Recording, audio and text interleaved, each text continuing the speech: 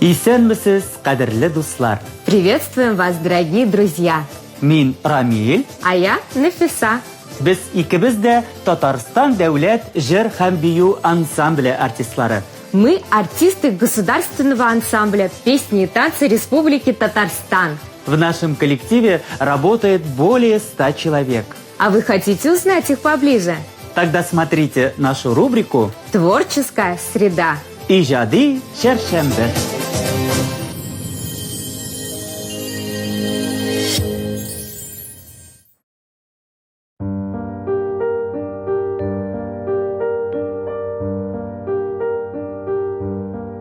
Меня зовут Шамиль. Я закончил Казанскую консерваторию. По образованию я композитор. Пытался найти себя на родине. Не получилось. Уехал в Питер. Женился. Детей пока нет. Пишу музыку к спектаклям. Преподаю в музыкальной школе. Все вроде хорошо. Но иногда по ночам нападает такая тоска и сильно тянет домой, в родные места.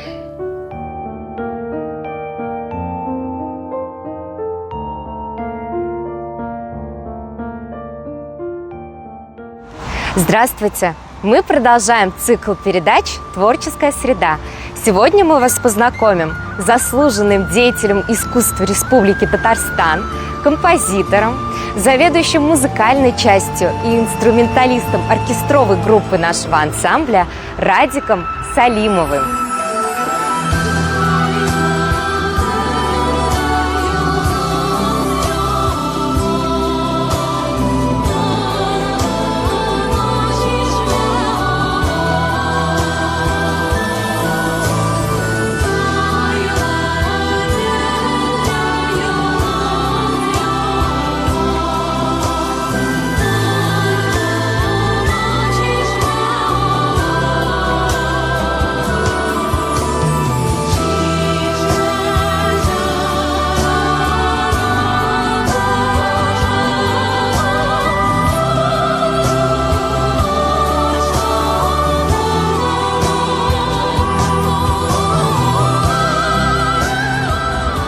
Радик, мы рады познакомить всех с такой разносторонней и интересной личностью. Поделись, как развить в себе такие таланты, что ты делал для этого, чем ты занимался в детстве, либо ты таким родился с этим талантом композиторству, владеть столькими музыкальными инструментами. Надо родиться в нужной семье, наверное. В определенное время. Вот, у меня музыкальная семья. В том смысле, что папа, конечно, сейчас отошел в вечность, но он всегда играл на гармошке, а мама, она любит и петь, и танцевать. И у нас 3 детей в семье, я младший. И мама мечтала о том, что ее сын будет вот артистом. Мечтала, чтобы у сына была беззаботная, легкая жизнь. Ну вот она настала. Легкая, беззаботная жизнь. Вот, и я помню с детства, что выписывали журнал «Веселые картинки», и там в конце всегда были ноты. И со мной мои сестры разучивали там эти песни. Я потом развлекал гостей, я пел песни, танцевал. Я, правда, этого не понял, мне рассказывают, что я был таким. А потом меня отдали в музыкальную школу по классу баяна. Я вот так задумался, потому что я не помню, хотел я его, именно этот инструмент, не знаю, мама, наверное. Это мама. Мама решила, что я буду баянистом. Ну и как-то вот вообще такой логичный, закономерный путь развития любого среднестатистического музыканта, который заканчивает музыкальную школу, музыкальное училище. И вот тогда уже был поворотный пункт именно в училище музыкальном, потому что я не хотел связывать свою жизнь с музыкой. Я вообще думал, что пойду по юридической линии, так скажем. Вот. И в какой-то момент вдруг понял, что это все-таки не мое. И у нас в училище музыкальном в Нижнекамске висело такое объявление, что Казанская государственная консерватория набирает абитуриентов в класс композиция. Ну, что-то вот это объявление со мной сделало. У меня как раз в тот момент были какие-то уже сочинения, но я не придавал им серьезное значение. Ну, были и были. Как-то так. Вот, съездил на консультацию. Тогда это был, да и сейчас, в принципе, мой наставник Рашид Фагимович Калимуллин, он председатель Союза композиторов Республики Татарстан. Вот. И вот как-то с Божьей помощью, вместе с его указаниями, я поступил в консерваторию, закончил ее. Так что вот такой простой, закономерный, обычный путь развития. А мама кто по профессии? Мама была крановщицей, сейчас она на пенсии. Вот. И, повторюсь, вот она очень любила музыку и вот как-то меня так вот воспитала. А сестры не выбрали музыкальную профессию? Нет, сестры выбрали достаточно земные такие, твердо стоящие профессии. Сестра у меня старший кулинар, а средняя сестра, она управляющая строительной компанией. Так что очень сильные реалисты такие. Это один я, Виталий Баблакак. А в каком возрасте ты написал свое первое произведение? 8. И как оно называлось? «Мечта о море». «Мечта о море». Расскажи поподробнее. Можно ее послушать? Ну, если бы даже можно было, я бы ее не показал. Потому что, это очень наивное такое произведение. Такая простая трехчастная форма. Вот, и, наверное, я хотел очень на море попасть, может быть. Ну, какую-то базовую интонацию я оттуда помню. Так скажем, это был зародыш. Вот я почему-то помню вот этот поворотный пункт в моей биографии. Я думаю, что это и есть точка отсчета. Что я как-то так вот подумал о том, что, в принципе, это прикольно писать музыку, мелодии, но не придавал, повторюсь, этому никакого серьезного значения. А чем ты вдохновляешься? Что тебя вдохновляет на написание таких красивых мелодий? Сама музыка. Мне очень нравится сама по себе музыка. Мне нравится слушать других любимых композиторов. В принципе, я бы, может быть, раньше сказал, что есть любимые. Сейчас я, скажем так, актуальный композитор. Потому что у каждого композитора свой путь. И здесь не бывает любимый, нелюбимый. У каждого свой путь, свой определенный дар от Бога. Да? Кто-то песни хороших, кто-то симфонист, кто-то электронщик. Каждый композитор озвучивает свою собственную реальность. То есть той реальности, где он находится. Я озвучиваю, наверное, то, где я нахожусь. Я нахожусь в Казани. Я работаю в государственном ансамбле. Я работаю с Диной Гариповой. Я пишу музыку к кинофильмам. Я встречаю интересных режиссеров. Например, Георгий Анатольевич Ковтун. Вместе с ним мы создали и на базе государственного ансамбля такое большое полотно, как «Священные сады». Это такая звуковая мистерия.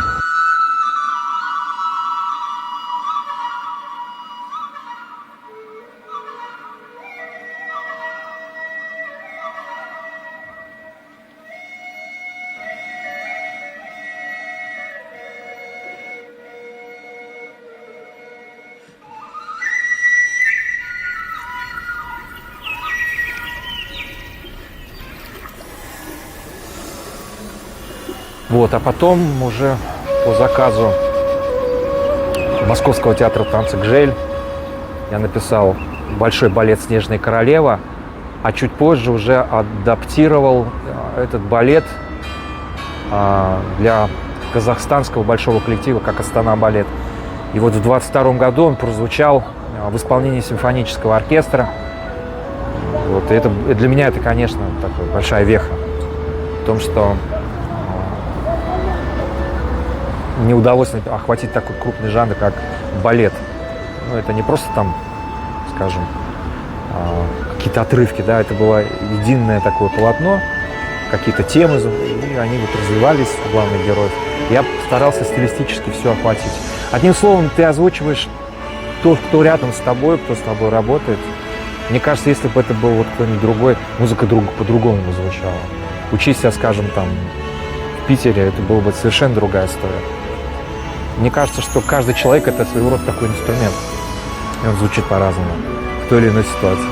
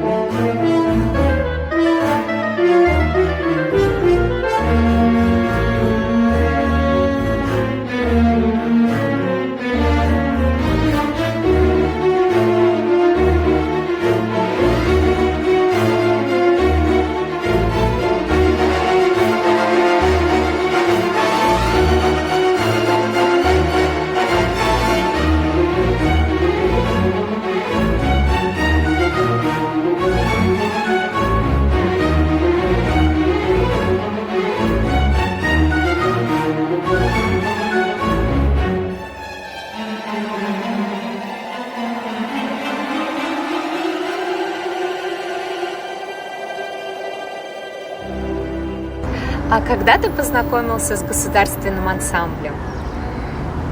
Я познакомился с государственным ансамблем, когда худруком еще был Ренат Валеев. И он тогда еще приглашал меня писать для этого коллектива. Но у меня не получалось. Я еще не чувствовал государственный ансамбль. И вообще ансамбль это такая... Это специфика. И ансамбль надо чувствовать его изнутри, знать его историю, углубиться в репертуар, понимать, многие факторы есть. Поэтому и даже когда я начал работать в государственном ансамбле, я тоже, наверное, не сразу стал писать то, что, наверное, от меня ожидалось. Вообще первое большое произведение, это, конечно, были «Семь жемчужин». Я помню, шел по Бауману, это был 2006 год, и я случайно встретил Юрия Леонидовича Жукова, директора государственного ансамбля. Случайности не случайные, и он мне предложил поучаствовать в создании большого полотна. Я так понимаю, что, возможно, еще другие композиторы рассматривались, но как-то звезды, видимо, сошлись в нужном порядке. И мы всей командой создали такое большое полотно, как «Семь жемчужин». Это был первый этнический, первый этномюзикл. Я не люблю, знаете, это все первый, самый первый, везде первый, давайте первый, хорошо. Такой Гагарин в музыке был, да? Вот в этом отношении. Это было прикольно, круто. Это было начало, и вот после этого я уже в государственный ансамбль. Пригласил меня работать, и Зиля Рахимяновна Валеева тогда была министром культуры, как-то поспособствовала этому и помогла. Как-то это очень красивая история была во всем этом. И я стал работать заведующим музыкальной частью, работаем по сей день. Правда, добавился уже второй год еще работы артистом оркестра. Играю на бас-гитаре, есть сольный номер на курае. Как-то потихонечку все раскрывается. Все эти дары, таланты, которые вложены в меня.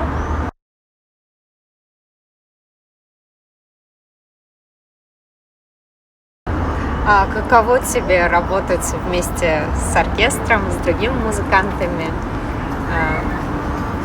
Да нормально. Вдохновляет на создание новой музыки? Вдохновение вообще это такой рабочий момент. Я не верю во вдохновение. Я верю, что просто это труд, обыкновенный труд, и надо себя в форме держать. Есть гигиена слуха, это несомненно. И это баланс, умение держать баланс, и вовремя отдыхать надо, как-то и в порядок приводить внутренний мир. Общаться с Богом, конечно. Я общаюсь. Как-то так по-своему, но разговариваю. Мне кажется, что все от Бога. И вообще музыка – это отражение Его славы в нас. Мы лишь пытаемся ее воссоздать и услышать. Это мое глубокое убеждение. Наверное, так.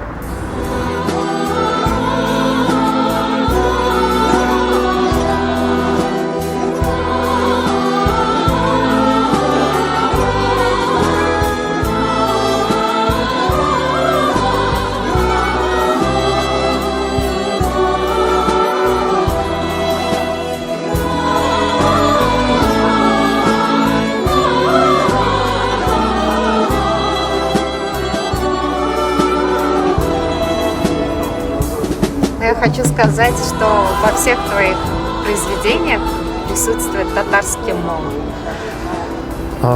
Или я чувствую всегда, слышу. Такой трудный и одновременно легкий вопрос. Если буквально, это мелизматическое искусство, высокомелизматическое искусство пения все-таки. Но это скажем так, как я понимаю эту ситуацию, откуда это все взялось, мне кажется, это в неком таком воспроизведении техники вокального пения, скажем, того, кто на минарете, скажем, Азан Эйтю зовет, да, призыв к молитве. И воссоздание этого арабирного, такие, знаете, завитушки. И человек в вокале пытается это как-то воспроизвести, это микротональная какая-то там движение, да, как человек владеет. Ты же вокалист, понимаешь, о чем я говорю. Мне трудно это объяснить. И я думаю, если я вот не пою, то на уровне, так сейчас говорят, кода, на уровне кода, конечно, я его чувствую. И мне кажется, у любого человека татарской национальности вот этот код, он сидит. Если он даже его не воспроизводит, он его чувствует, да? Оп, да, точно, это вот это. Наверное, вот это ты вот это имеешь в виду. Просто есть татарские композиторы, у которых я слышу какие-то иностранные мотивы, как будто не татарская песня вовсе. А у тебя, может быть, это повлияло то, что ты работаешь в государственном ансамбле? Конечно. Это очень сильно влияет. Вообще, как бы ансамбль и стиль ансамбля, можно так сказать, это такая основная канва, а все остальное, оно как бы подпитывает вот эту основную речку. То есть мы даже вот недавно на планерке, такой бурная планерка недавно была, и мы рассуждали на эту тему о том, что культура ансамбля, она не интровертивная, мы не прячемся. Мы готовы сотрудничать и приглашать для того, чтобы впитать вот этот новый опыт. Вот, например, сотрудничество с Георгием Анатольевичем, вот наш нашумевший проект «Священные сады», это не совсем, это практически вообще не формат государственного ансамбля. Но этот опыт нам всем что-то дал. И это не просто вот девиз Минтимер Шарипович «Безбулдыра». Да, безбулдыртык. Мы точно сделали. Мы понимаем, что мы умеем так мыслить. Для нас эти категории совершенно не чужды. Там, да, мы вмещаем это все. Мы мыслим этими категориями. Да? И потом, когда вот это входит в наше обыкновенное, это уже по-другому, да, воспринимается. Ты уже играешь, не знаешь, как вот 2D-графика в египетских пирамидах, у них вот так вот все.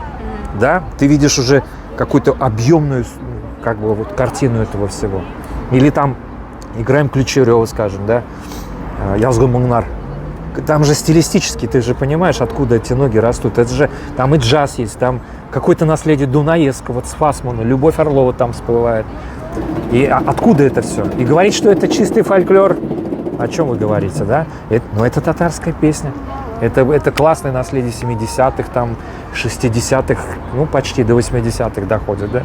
И это круто, это очень здорово. Поэтому так, одним словом, вот я считаю, что мы говорим сейчас о мы с тобой, да? Наверное, можно сказать, что вот мы постоянно в поиске и совершенствования и внесения каких-то новых данных в этот феномен, да, татарской культуры, нематериальное наследие наше. Наш пароль. Вот жаль, что «Священные сады» мы поставили всего один лишь раз. Я была в восторге, когда начала участвовать в этом проекте, когда это все увидела.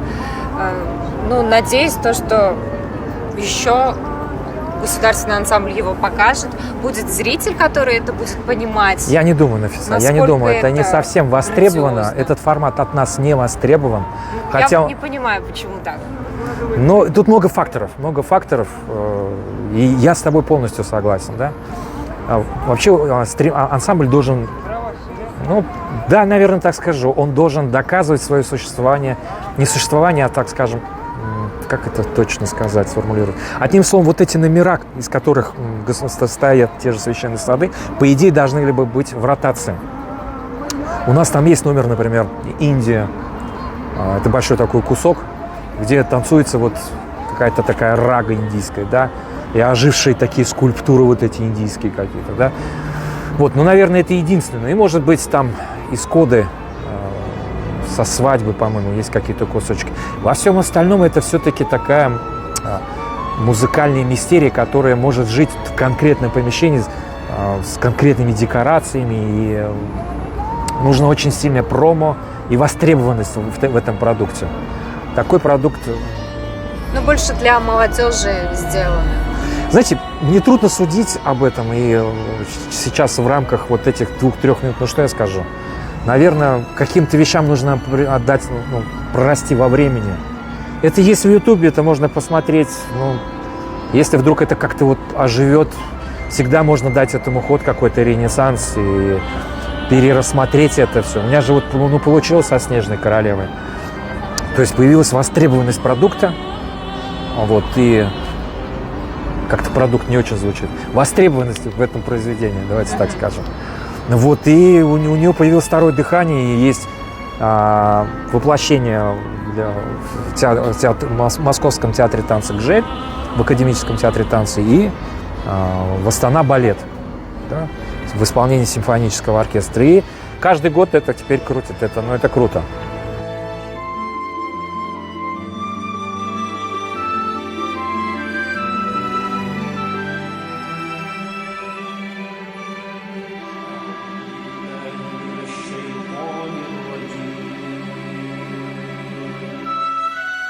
بسم الله الرحمن الرحيم الحمد لله رب العالمين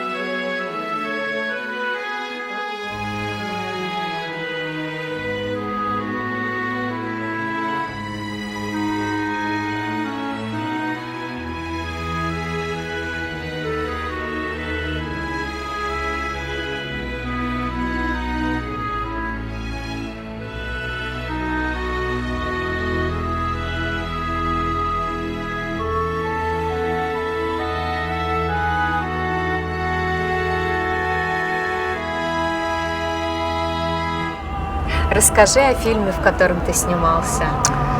Фильм называется «Югалту», режиссер Ильдар Ягафаров, 2012 год.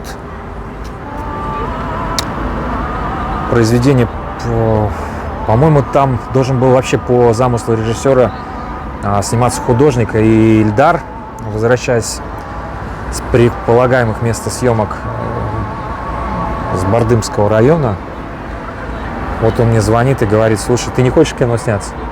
Мне кажется, любой человек хочет в кино сняться. И я говорю: конечно, хочу. Почему нет? Вот. Ну, сомневался. Понятно, что вот у меня совершенно отсутствует артистическая база. Но вот режиссер как-то вот решился на такой шаг. И в этом фильме я уже работал и как актер, и как композитор еще. То есть я в каком-то смысле играл самого себя. Ну, что-то было вымышленно, естественно. Саундтреки в этом фильме все твои. Да. Он есть в Ютубе, можно посмотреть. Алло. Алло, Сәлем, абый. сәлем.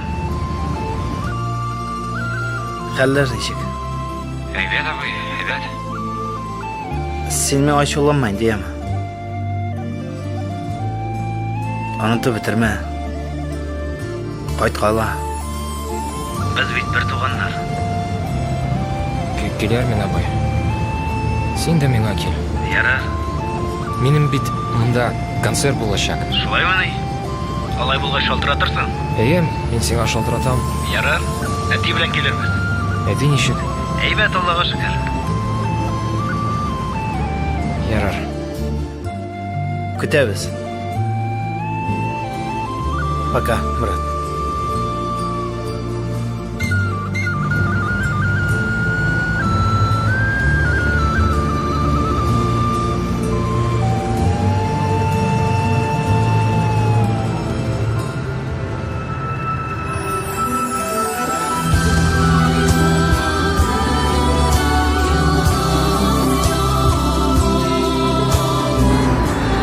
Расскажи про творческий тандем с Диной Гариповой. Как вы с ней познакомились?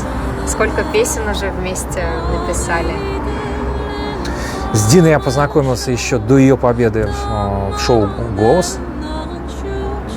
Вот, и после победы уже, когда было всем понятно, что для Дины это теперь это большая история на всю жизнь, вот в какой-то момент я где-то попал вот в поле ее обозрения, и мы попробовали начать вместе сотрудничать. И плодом этого всего стал татарский альбом, который, по идее, уже завершен. Но есть какие-то орг-вопросы по его выпуску.